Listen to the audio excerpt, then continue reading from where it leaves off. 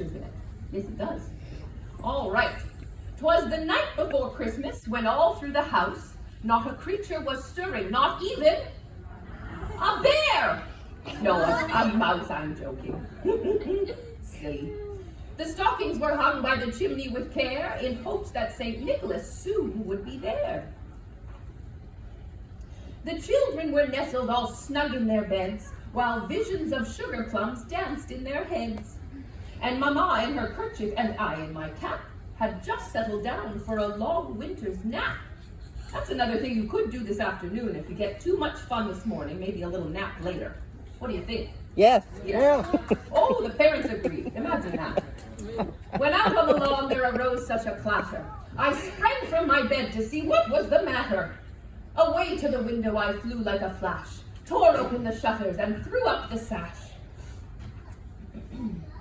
The moon on the breast of the new-fallen snow gave the luster of midday to objects below. When what to my wondering eyes should appear but a miniature sleigh and 8 tiny reindeer. What a sight! With a little old driver so lively and quick, I knew in a moment it must be Saint Nick. More rapid than eagles his coursers they came, and he whistled and shouted and called them by name. Now, do you know the name of all the reindeer? You do? Will you shout them out with me?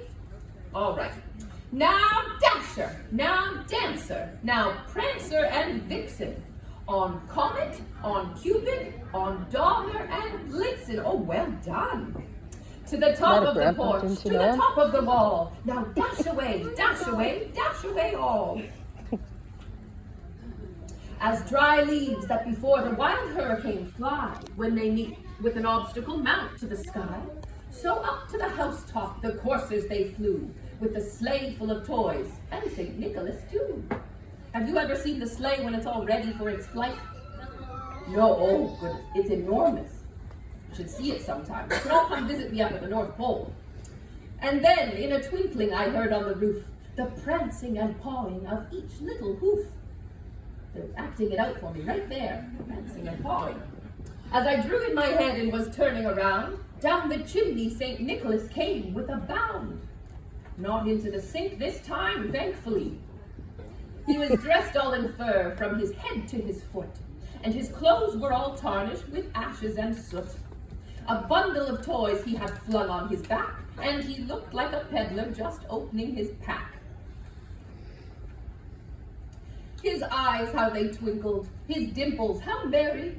His cheeks were like roses, his nose like a cherry. His droll little mouth was drawn up like a bow, and the beard of his chin was as white as the snow. The stump of a pipe he held tight in his teeth, and the smoke, it encircled his head like a wreath.